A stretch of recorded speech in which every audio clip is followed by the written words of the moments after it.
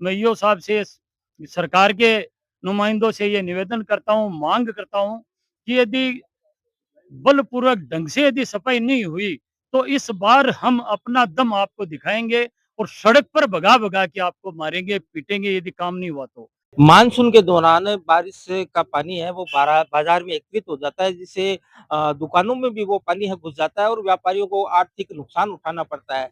तो इस बार मानसून से पहले ही जो शहर की गैनानी है, नालों हैं, उनकी सफाई की मांग को लेकर आज व्यापार संघ के पदाधिकारी है वो नगर पालिका ईओ डॉक्टर सहदेव सारण से मिले हैं और उन्हें ज्ञापन सौंपा है। तो हमारे साथ व्यापार मंडल के पदाधिकारी है, तो हम उनसे पूछते हैं किस प्रकार का ज्ञापन दिया आपने और क्या मांग की है? हमारे व्यापारियों को नुकसान होता है, उससे पहले ही हम लोग ये कहते हैं कि भी नगर पालिका सचेत रहे और नालों की सफाई करवाएँ।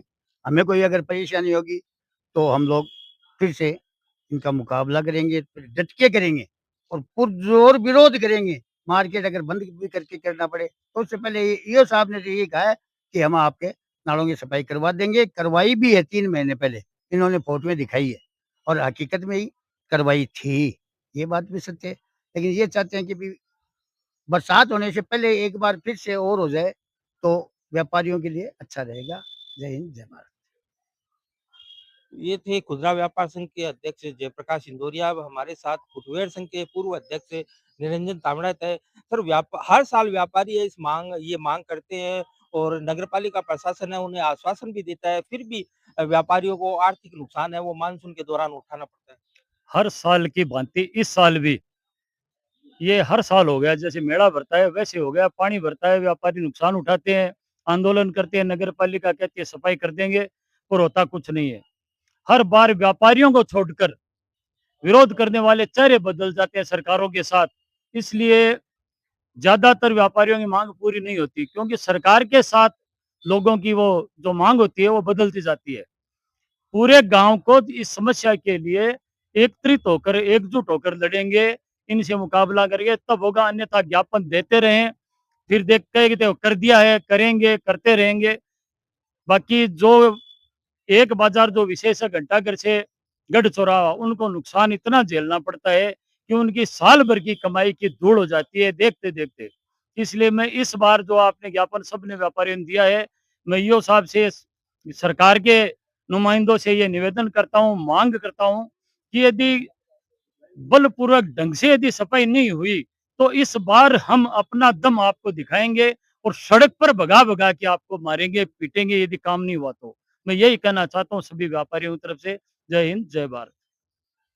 ये थे निरंजन तामड़ाई, फुटवियर व्यापार संघ के पूर्व अध्यक्ष, जिन्होंने बताया कि अगर इस बार हमें परेशानी का सामना करना पड़ा और व्यापारी वर्ग अगर परेशान हुआ, तो अधिकारियों की जो उदासीनता बरती जा रही है, उसको लेकर उन्हें सबक भी सिखाएँगे। हमारे साथ एक और व्यापार संघ के पदाधिकारी दीपक मुरारका है। तो सर, प्रदेश में भाजपा की सरकार है और केंद्र में भाजपा की सरकार है, ऐसे में डबल इंजन सरकार कह सकते हैं और आप भी भाजपा नेता हैं, तो इस समस्या को लेकर कोई समाधान के लिए कोई प्रयास? बिल्कुल, हमने आज रतनगढ़ खुदरा विक्रेता संघ के नेतृत्व में अध्यक्ष जयप्रकाश इंदौरिया के नेतृत्व में हमने ईओ साहब को आज एक ज्ञापन दिया है, जिसमें आगामी मानसून को देखते हुए हर वर्ष जिस तरह व्यापारियों को नुकसान उठाना पड़ता है, ये आगामी समय में ना हो, इसके लिए हमने ईओ साहब से निवेदन किया है और ईओ साहब ने भी हमें आश्वासित किया है कि हमने 5 दिन पहले उनकी गैनानी की नालों की सफाई भी करवाई है और हम आज और कल से दोबारा इनमें सफाई करवाएँगे। हमें निश्चित किया है कि इस बार व्यापारियों को किसी तरह का नुकसान नहीं उठाना पड़ेगा।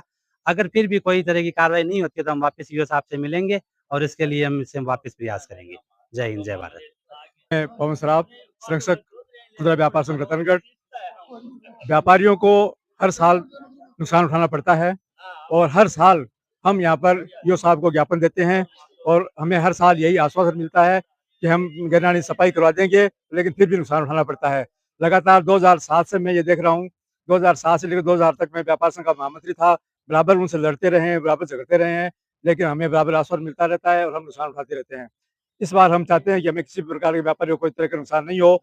अगर इस बार नुकसान हुआ, तो हमारी सहन शक्ति हो सकती है, सहन से बाहर हो जाए और हमें कुछ ऐसा कदम उठाना पड़े जो कि वैधानिक रूप से गलत हो सकता है, लेकिन हमारे व्यापारिक दृष्टि से उसे हम सही मानेंगे और उसका खामियाजा हमारे ईओ साहब को नुकसान उठाना पड़ेगा।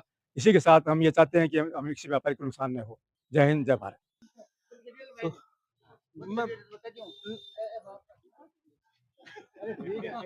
करूं? तो ये थे व्यापार संघ के पदाधिकारी जिन्होंने अपनी समस्या, अपनी व्यथा है वो आप हमारे साथ साझा की। हर साल मानसून के दौरान इन्हें भारी आर्थिक नुकसान का सामना करना पड़ता है, जिसके चलते इस बार इनमें आक्रोश भी है और इसी मांग को लेकर इन्होंने ईओ डॉक्टर सहदेव चारण को ज्ञापन दिया है कि बारिश के दौरान जो बरसाती पानी है वो एकत्रित न हो, उसकी निकासी की समुचित व्यवस्था की जाए। तो इसी के साथ हम आपको अलविदा कहेंगे। हमारे चैनल को लाइक, सब्सक्राइब, फॉलो ज़रूर करें और कमेंट कर ज़रूर बताएँ आपको ये खबर कैसी लगी। धन्यवाद।